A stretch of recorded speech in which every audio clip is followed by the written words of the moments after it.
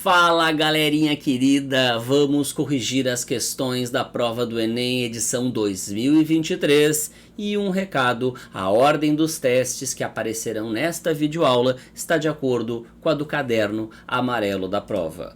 Pois bem, a primeira questão que aparece lá no amarelo fala o seguinte para nós, olha só.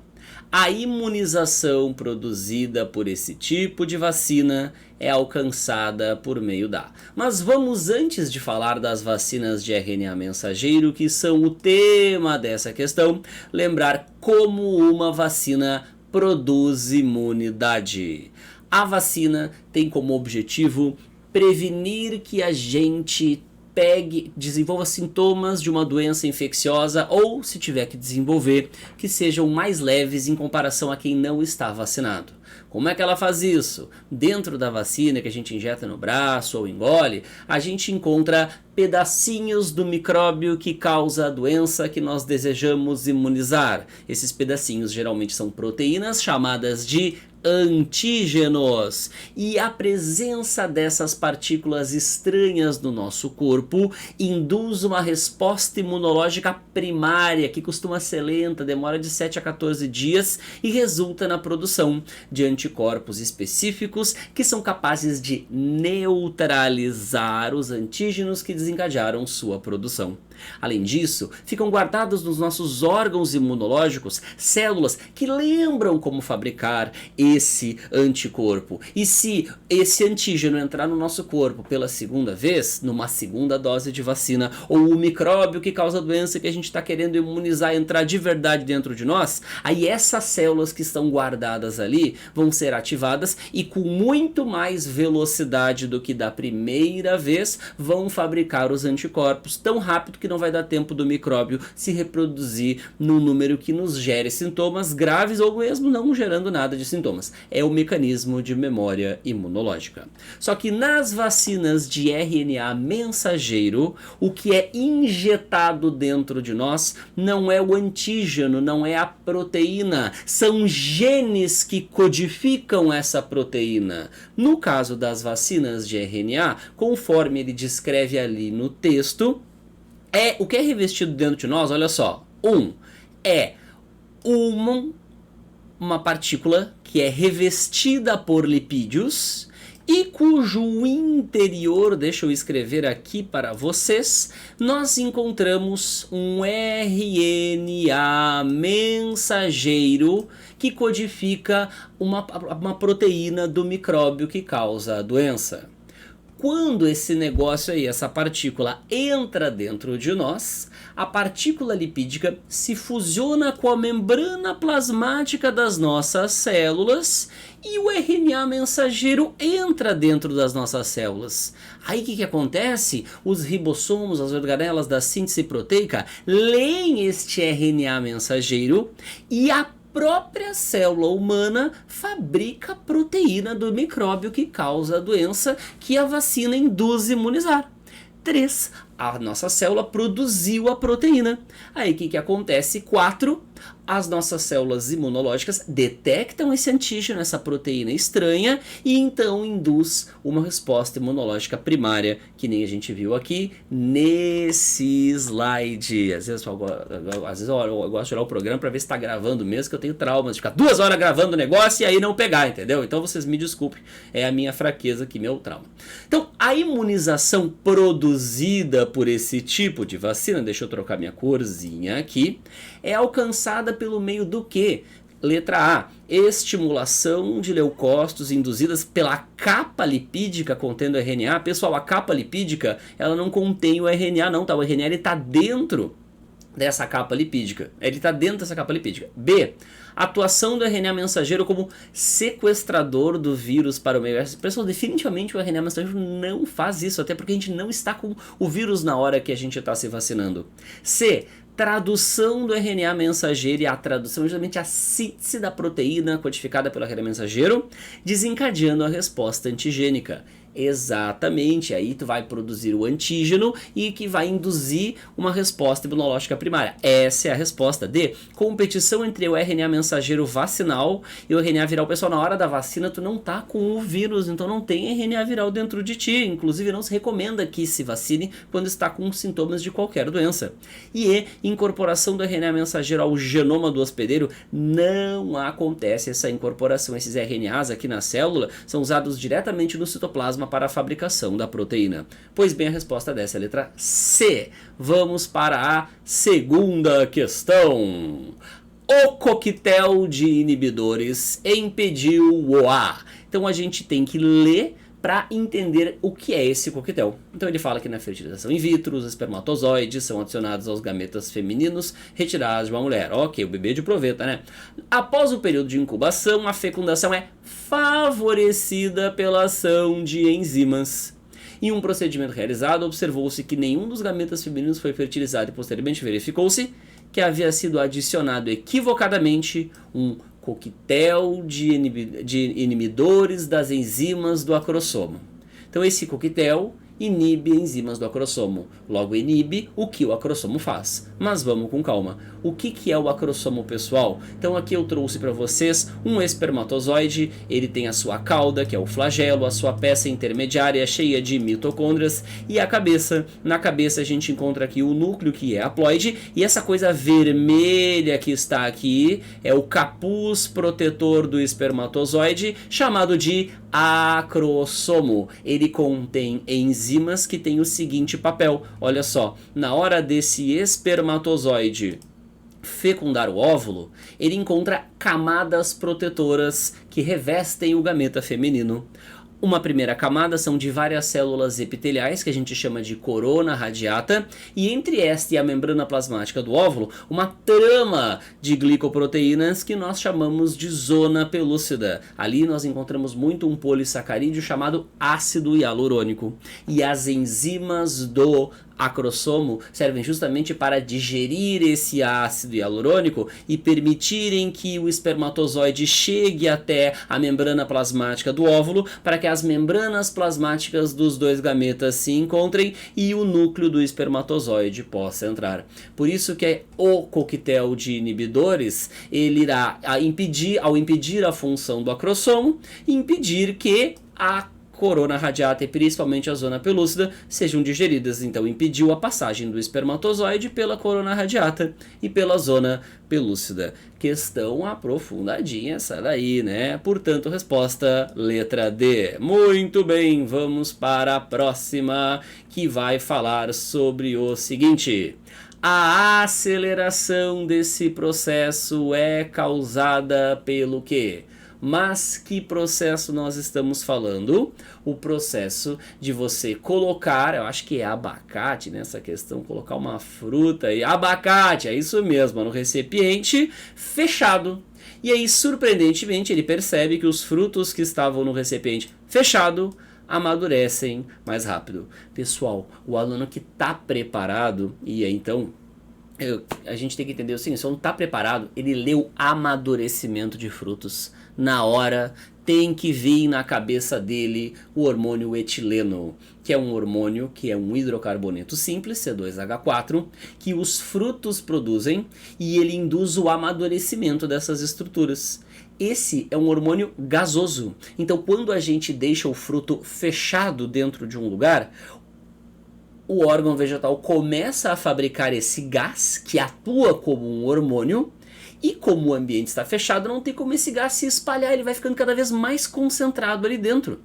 E uma maior concentração do etileno vai acelerar os processos que ele desencadeia, relacionados, portanto, ao amadurecimento dos frutos. Por isso que a aceleração desse processo é causada pelo acúmulo do gás etileno, o hormônio responsável por estimular o amadurecimento dos frutos. Letra A. Pois bem, quarta questão aqui da nossa correção Enem. Esta adaptação confere a esse organismo a capacidade de obter primariamente. Que adaptação é essa? A adaptação de a lesma do mar ter dentro do seu interior parte da maquinária de células de algas que consomem os cloroplastos e mantê-los dentro de suas próprias células. Pessoal, o cloroplasto é a organela que as algas e as plantas utilizam para fazer fotossíntese. Eu até vou dar um zoom aqui para vocês olharem. Olha que fofinha essa lesma do mar. E aí, nessas estruturas que ela tem aqui, vocês conseguem ver bolinhas verdes. São os cloroplastos que elas, digamos assim, roubam das algas que elas comem. E a fotossíntese serve para quê mesmo? Para fabricar glicose a partir de gás carbônico e água, liberando oxigênio. E como a glicose é um carboidrato, essa adaptação confere a esse organismo a capacidade de obter primariamente carboidratos, na medida que a lesma acumula a organela da fotossíntese dentro do seu interior e a fotossíntese produz glicose. A glicose é um carboidrato. Letra B, portanto, meus amiguinhos. Maravilha, vamos para a próxima. Essa daqui pegou geral, turminho, pessoal. Que foi meu aluno nesse ano 2023, teve muita dificuldade com essa daqui, vários erraram. Então ela não deve ser nada fácil no tri, deve dar de média para difícil. Então vamos começar com a pergunta. Em qual material biológico dos cães a presença do protozoário representa risco de transmissão dessa zoonose, que é a leishmaniose? Então vamos fazer uma rápida introdução sobre essa doença. A leishmaniose é causada por protozoários flagelados do gênero Leishmania. No Brasil, duas doenças relacionadas à leishmaniose podem ocorrer.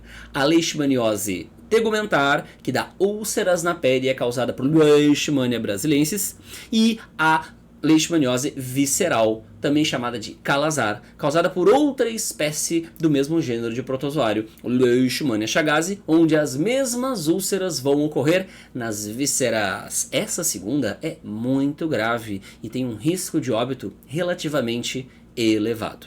Pois bem, a leishmaniose é transmitida por mosquitos do gênero Leishmania. E além de acometer humanos, ela também pode acometer cães. Então, se nós vivemos num lugar que tem cães, o protozoário pode estar tanto dentro do cachorro como dentro dos humanos. E pode acontecer o que está representado nessa figurinha aqui, ó. O mosquito vai lá, pica o cachorro, o que está contaminado com o protozoário, e o protozoário que estava aqui no cachorro entra no mosquito. E aí, se esse mosquito que picou o cachorro for picar um ser humano, aí o protozoário que estava dentro do mosquito vai para dentro do ser humano. Portanto, os cachorros não nos transmitem a leishmaniose diretamente. O mosquito é o intermediário desse processo, é por isso que a gente chama ele de vetor. Pensando nisso, agora vamos ler com muita atenção essa pergunta que pegou tanta gente. Em qual material biológico dos cães a presença desse protozoário é risco de transmissão? Pessoal, como é que a gente pega a leishmaniose? Sendo picado pelo mosquito. O mosquito que previamente tinha picado o cachorro. E qual foi a parte do corpo do cachorro onde que o mosquito comeu? O sangue. E é por isso que a resposta é letra D. O material biológico dos cães que está contaminado com o protozoário e que vai ser comido pelos mosquitos é o sangue. Daí a resposta ser letra D. Então essa aqui tinha que pensar bastante, porque é uma pergunta que não é comum da gente encontrar em questões de parasitologia. Mas se o aluno tinha o domínio básico sobre leishmaniose, raciocinando dava para acertar, mas era complicado. Pois bem, vamos para a próxima questão. Sempre que cai ciclo menstrual e hormônios, a questão tende a ser difícil, porque essa é uma matéria naturalmente complicada, é uma da que os alunos mais reclamam de que é difícil de entender. E essa daqui veio especialmente complicada, talvez uma das questões mais difíceis da prova de biologia desse ano. Pois bem, vamos lá. A pergunta é: a redução da produção desses hormônios nessa fase está relacionada. Quem são esses hormônios? Estrógeno e progesterona. Qual é essa fase? Os dias que antecedem a menstruação. Então vamos fazer um basicão de ciclo menstrual para a gente conseguir entender melhor essa perguntinha. Turminha, por convenção dos cientistas, Um ciclo menstrual dura em média 28 dias. E nos primeiros 5, o que acontece é a menstruação, que é o que? O descamamento da parede do endométrio. Após esses 5 dias, a mulher começa a investir na fabricação de um novo endométrio. E aí o que vai acontecer? Se ao final de 28 dias ela não estiver grávida, vai iniciar um novo ciclo menstrual, porque ela vai menstruar novamente. Por outro lado, se ela estiver grávida, aí ela não menstrua. O grande sinal de que a mulher está grávida não é o atraso da menstruação. Quem estimula o endométrio a crescer são 2 hormônios, o estrógeno e a progesterona. E aí quando a gente olha as variações nas concentrações desses hormônios ao longo de um ciclo menstrual, o que a gente percebe? No início do ciclo menstrual, aumentos de estradiol, automaticamente começa a fabricar o endométrio. Aumento de estradiol, cada vez mais aumento do endométrio. E na segunda metade do ciclo, tem aumento de progesterona e estrógeno, tá pessoal? Tudo a mesma coisa, vai aumentando o endométrio. E olha que interessante, da terceira para a quarta semana de ciclo menstrual, cai os níveis de progesterona e estrógeno. Se está diminuindo a quantidade de hormônios que estimulam o endométrio a crescer, o endométrio não vai receber esse estímulo, vai descamar e a mulher vai menstruar. Então é uma queda no estrógeno e progesterona que está relacionado. Ele até fala aqui, né? Está relacionado com a diminuição da produção de estrógeno e progesterona. Quem produz os hormônios sexuais femininos? Os ovários da mulher, ele que vai fabricar o estrógeno e a progesterona, pessoal. Mas mais especificamente, quem? Lá no ovário da mulher, deixa eu até dar um zoom aqui pra gente ver. Os óvulos, os ovócitos, são revestidos por uma camada de células epiteliais chamada de folículo. E ao longo do ciclo menstrual, esse folículo vai aumentando, aumentando, aumentando. E após a ovulação, ele deixa de se chamar folículo e passa a se chamar de corpo lúteo. É esse folículo que após a ovulação vira corpo lúteo que fabrica o estrógeno e a progesterona. No final do ciclo menstrual, esse folículo reduz de tamanho. E se ele reduz, ele não vai mais fabricar os hormônios estrógeno e progesterona. Daí a resposta dessa questão ser letra A. É a regressão do corpo lúteo ovariano, que é quem produz o estrógeno e progesterona, que desencadeia a queda na produção desses hormônios. Esse folículo ovariano, que após a ovulação muda de nome e vira corpo lúteo, tem a sua produção estimulada por 2 hormônios que a adeno e hipófise fabricam. O FSH, folículo estimulante, mais fabricado na primeira metade do ciclo menstrual, e o LH, hormônio luteinizante de corpo lúteo, mais fabricado na segunda semana de ciclo menstrual. Questão bem complexa, o cara tinha que estar com esse negócio que está aí na frente de vocês, na cabeça, para poder ler o texto, se achar em que parte do ciclo menstrual que ele está falando e lembrar o que desencadeia o quê. Por isso essa questão é tudo menos fácil. Pois bem, vamos para a próxima. Qual estrutura possibilitou a independência de água para a fecundação nos seres vivos citados acima? E os seres vivos citados acima são as plantas. Então vamos nos lembrar que em plantas a gente tem 4 grupos vegetais básicos: briófitas, pteridófitas, cujo gametófito está aí representado para vocês, depois gimno e angiospermas. E é nas gimno e nas angiospermas que tem independência de água para reprodução.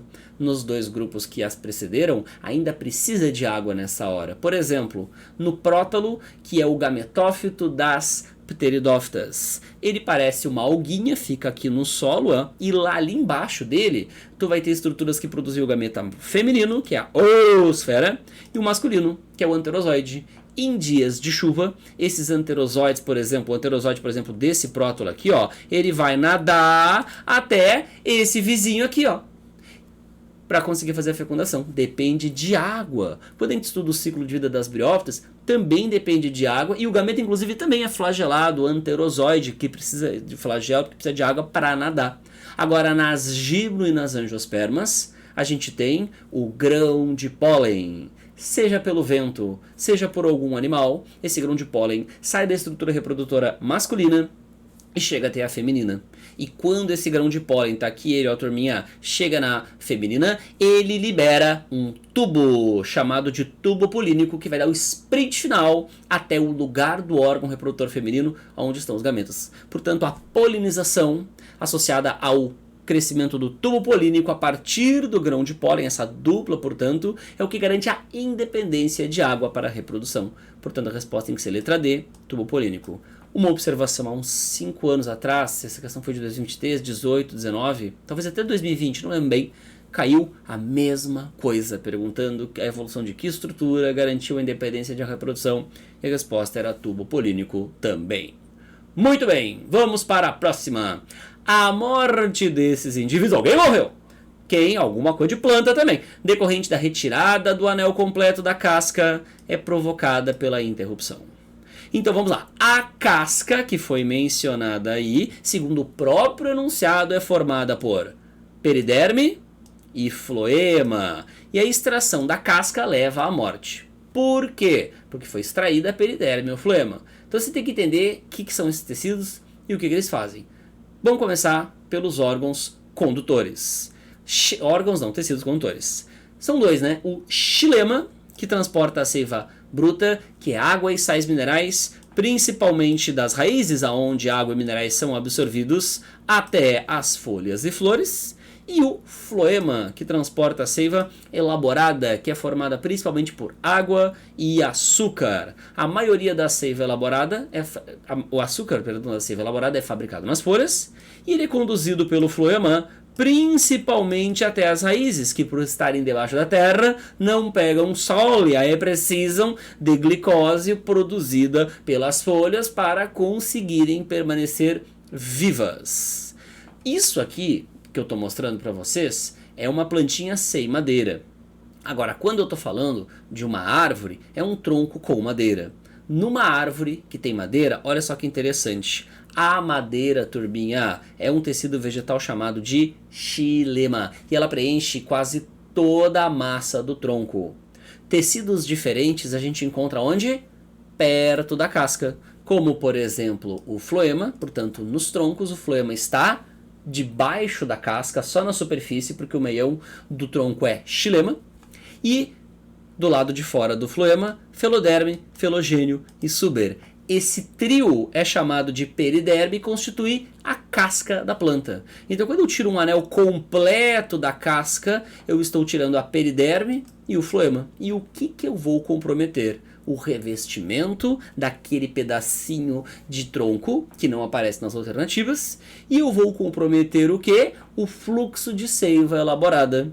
Então, se eu tiro uma secção completa do tronco, eu vou tirar todo o floema que estava ali. E aí a seiva elaborada não vai passar por ali. E o açúcar que é fabricado aqui e que vem para cá, não vai vir mais. E aí quem é que vai ficar na mão? As raízes, que precisam do açúcar fabricado pelas folhas e que chega até elas através do floema que foi extraído junto com a casca. Daí a resposta dessa questão, a morte desses indivíduos decorrente da retirada do anel é provocada pela interrupção da nutrição das raízes. Daí as raízes da árvore morrem, não conseguem mais absorver água e minerais, não conseguem chegar água e minerais na folha, aí a folha também morre, aí a planta morre. É aquilo, né? Morreu o nosso rim, a gente vai morrer porque ele faz uma coisa importante. Morreu a raiz da árvore, ela vai morrer porque a raiz faz uma coisa muito importante também.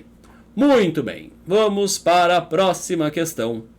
Os micronúcleos se originam dos... E ele fala que esses tais micronúcleos são pequenos núcleos que aparecem próximo dos núcleos das células com lesões genéticas. E que esses micronúcleos são fragmentos de DNA que originaram-se provenientes do fuso mitótico. Então, se o micronúcleo tem a ver com DNA, ele não pode ser originado da organela da digestão, o lisossomo, porque ela simplesmente não é constituída por DNA. A mesma coisa vale para o ribossomo, a organela da síntese proteica. Na química dessa organela não tem DNA, então tu não pode ter tirado o DNA do bagulho que não tem DNA. A mitocôndria até tem o DNA mitocondrial, como tem aqui na letra D. Porém, se os micronúcleos vieram de DNA proveniente do fuso mitótico, pessoal, não veio da mitocôndria. Nucleolo. O nucleolo é uma esfera que fica dentro do núcleo cuja principal tarefa é fabricar RNA ribossomal. Só que não aparece, os nucleolos eles só estão presentes quando as células não estão se dividindo, período chamado de interfase. Na hora da divisão o núcleo se desfaz e o nucleolo se desintegra também.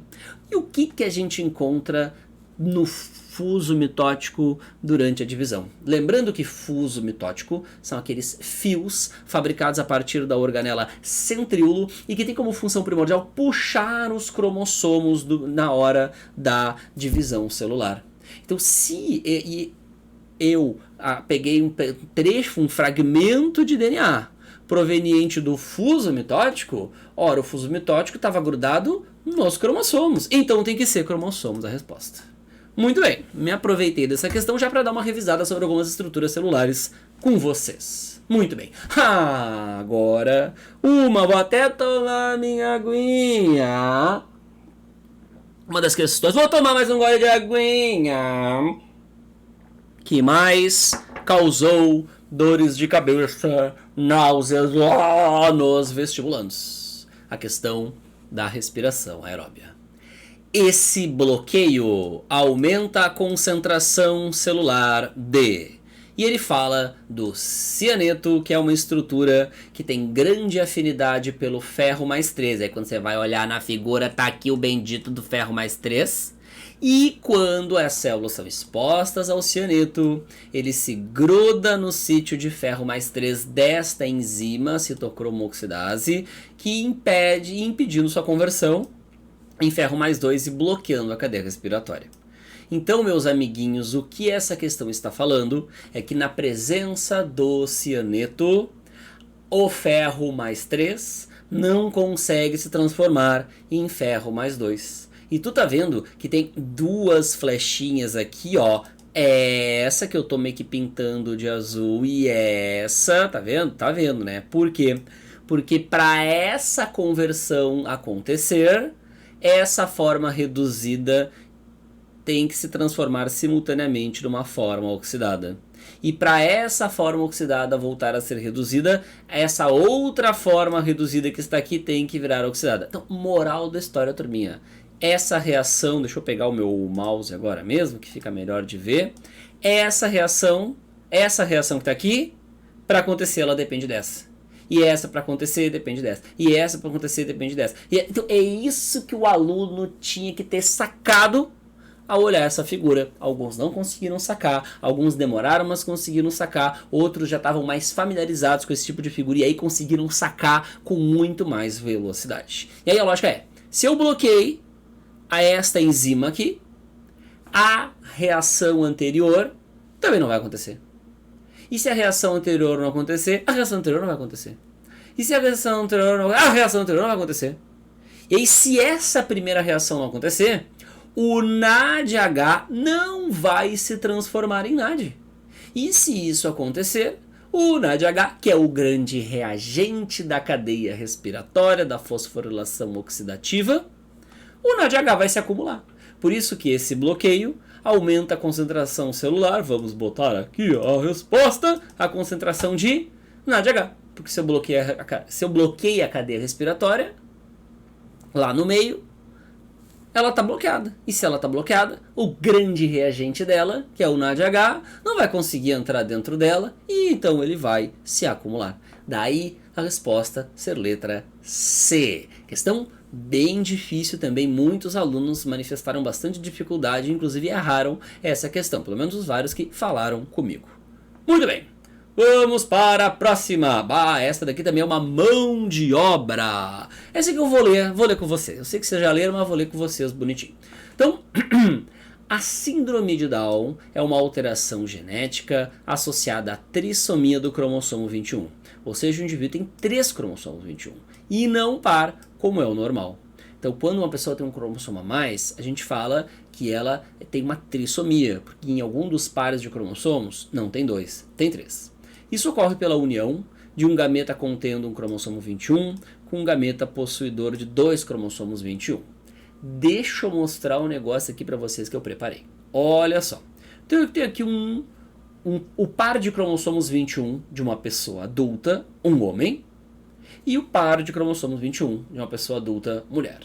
Na hora de formarem os gametas, os espermatozoides do homem, cada um vai ter só um 21. Os óvulos da mulher, cada um só vai ter um 21.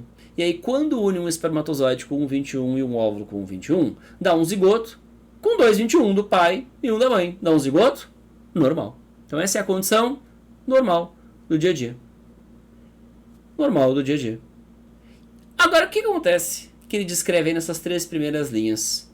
Se acontecer, olha bem pra cá, de um espermatozoide que deveria ter um cromossomo 21, acidentalmente ter 2, se esse espermatozoide aqui fecundar este óvulo com um 21, no zigoto formado vai ter um cromossomo 21 extra.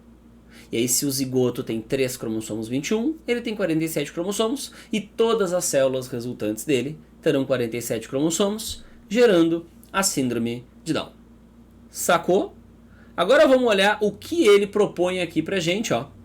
Embora normalmente as mulheres com a síndrome de Down sejam estéreis, em 2028, em São Paulo, uma delas deu à luz a uma menina sem a síndrome de Down.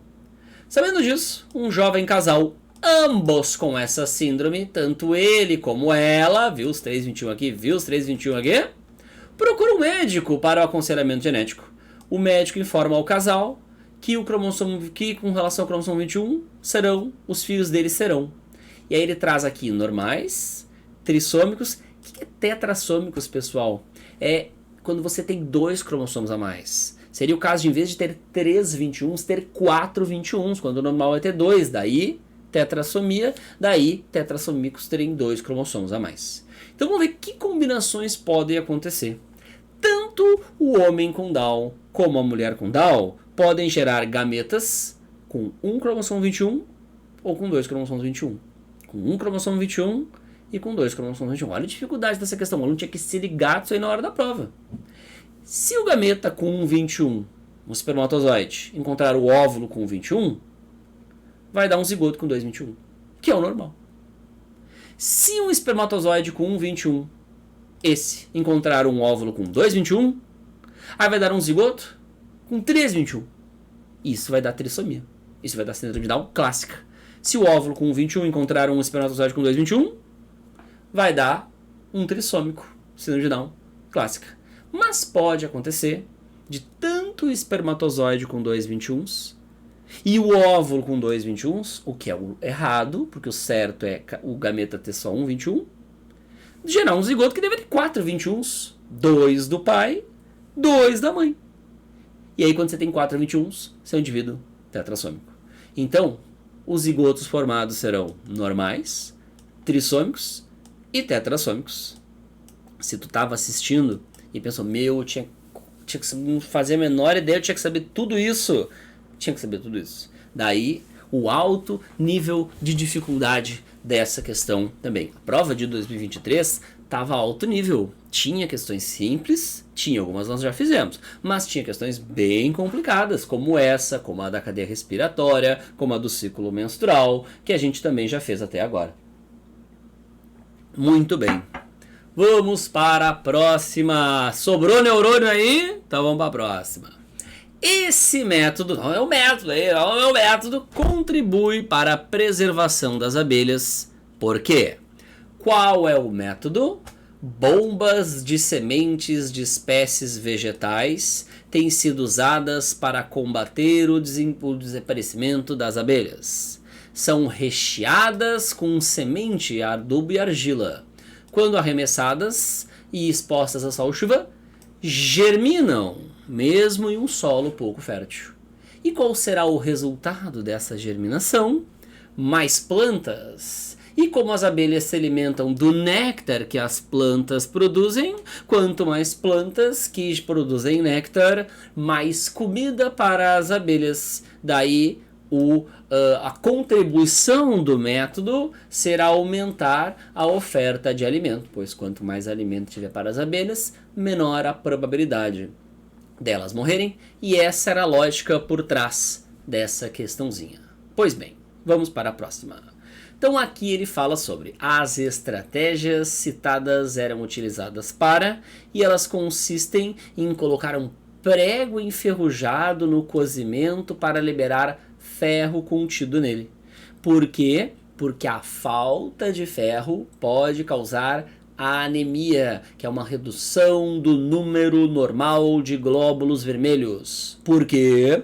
Porque dentro dos glóbulos vermelhos a gente encontra o pigmento hemoglobina, que é uma proteína que tem ferro na sua constituição química. E a lógica é, falta ferro, não tem a matéria-prima para fabricar hemoglobina.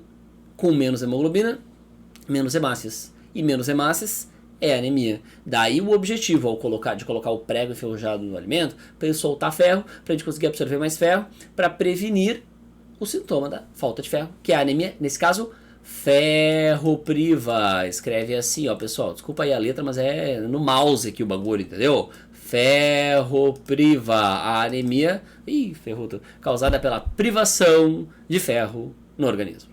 Muito bem, vamos para a próxima. Olha, vou desabafar. Primeira vez que eu li essa questão, eu achei extremamente confusa.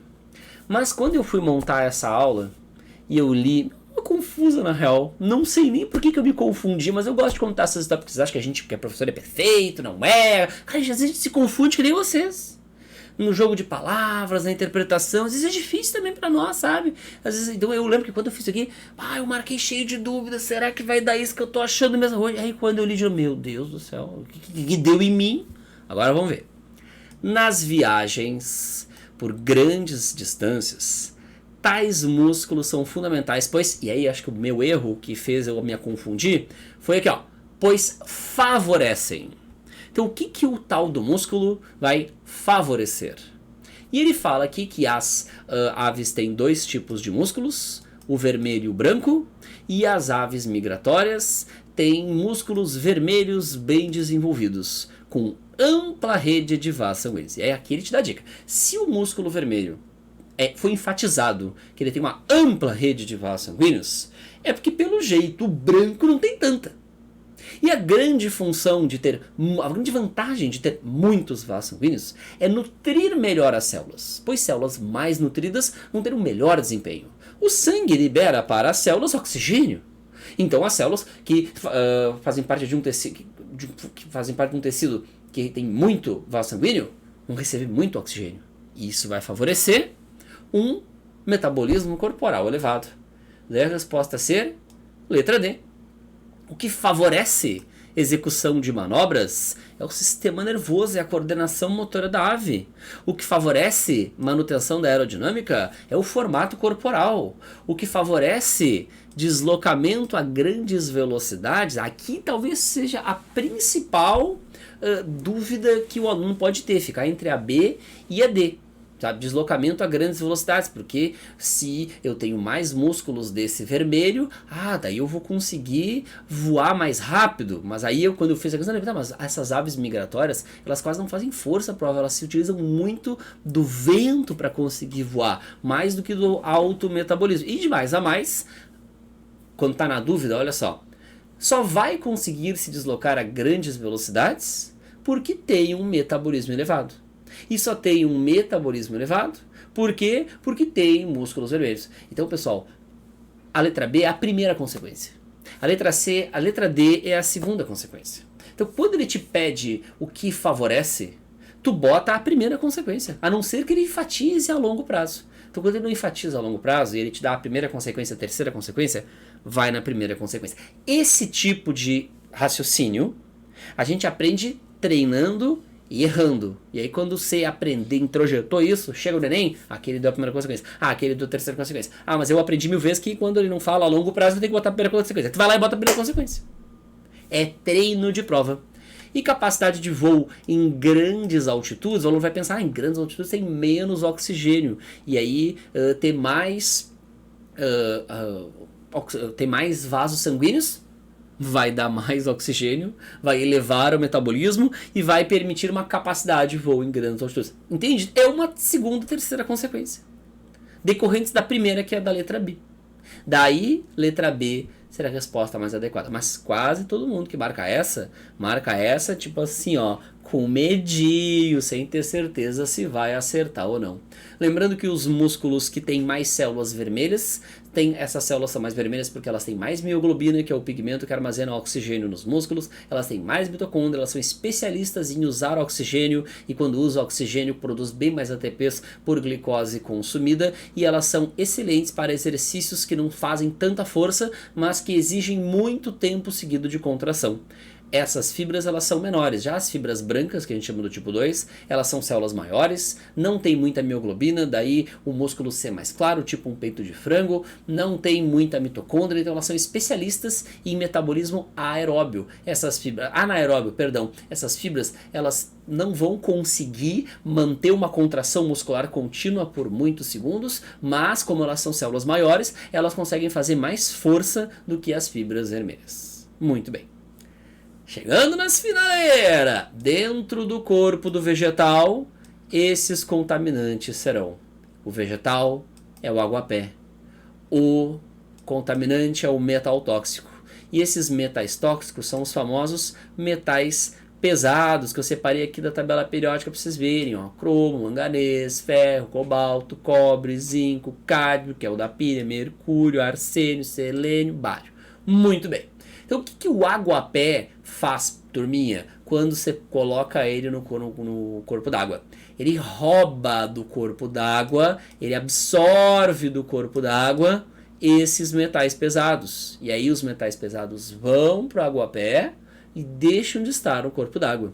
Portanto, dentro do corpo do vegetal, esses contaminantes, eles não serão digeridos por enzimas, porque as enzimas não são capazes de digerir metais, turminha. Elas são capazes de digerir polímeros para gerar monômeros, fazer reações químicas orgânicas, mas não transformar um metal, digerir um metal. Não existe digerir metal. Acumulada nos tecidos é a resposta. E aí, se você remove o aguapé, você descontamina o ambiente, porque é muito mais fácil remover o aguapé do que remover o metalzinho misturado lá na água. Agora, se tu deixar o aguapé ali, eles vão começar a morrer, vão ser decompostos e o metal pesado vai acabar voltando para a água. Eliminado pelos estômagos nem seria útil, né? Porque se for eliminado pelo estômago, vai voltar para o corpo d'água. Metabolizado por glândulas é a mesma coisa que dizer digerido por enzima. E não tem como metal gerar fonte de energia. Daí a resposta C, letra B. Essa aqui também bastante gente escorregou, teve dificuldade. Não foi uma questão fácil também. Muito bem, para fechar, um clássico ciclo do nitrogênio. Se o grupo de micro-organismos decompositores for exterminado, qual etapa não ocorreria? Se o aluno sabe que quem come detritos são os decompositores, ele já desconfia fortemente que vai ter que ser número 2. É o que a maioria das pessoas que nunca estudou ciclo do nitrogênio na vida, turminha, provavelmente vai fazer e vai dar certo. Eu ainda não tive acesso aos microdados do Enem desse ano para descobrir o nível de dificuldade dessa questão, mas desconfio fortemente que essa é daquelas que vem fácil. Mas vamos revisar as etapas do ciclo do nitrogênio colocadas aqui. 1. Gás nitrogênio em amônia é a famosa fixação do nitrogênio atmosférico, conduzida pelas bactérias do gênero Rhizobium, aquelas que vivem na raiz de plantas leguminosas. Quando a matéria orgânica é decomposta, isso libera amônia no solo. É a amonificação realizada pelos decompositores, conforme mencionado na pergunta. Então tem duas fontes de amônia no solo, né? A fixação e a decomposição da matéria orgânica. A amônia transformada em nitrito é nitrosação. Nitrito transformado em nitrato é nitratação. Esse processo, cujas duas etapas podem ser chamadas de nitrificação, dividida em nitrosação e nitratação, é fundamental para o ciclo do nitrogênio, porque as plantas elas preferem muito mais absorver nitrato do que amônia. Se não tivesse essas bactérias nitrificantes transformando amônia em nitrito, nitrito e nitrato, faltaria nitrogênio para as plantas, porque elas não conseguiriam absorver muita amônia, elas precisam de nitrato. Esse nitrato não é só as plantas que gostam, as bactérias do solo, chamadas de desnitrificantes também, e elas convertem o nitrato em nitrogênio atmosférico, promovendo a desnitrificação. Tá bem, turminha? Acabou. Espero que vocês tenham aproveitado, aprendido bastante nessa videoaula de correção de prova do Enem. Sigam fazendo as provas antigas, é muito importante, a gente consegue muitas questões do Enem que a gente vai precisar fazer fazendo as provas antigas. Beijão e até mais.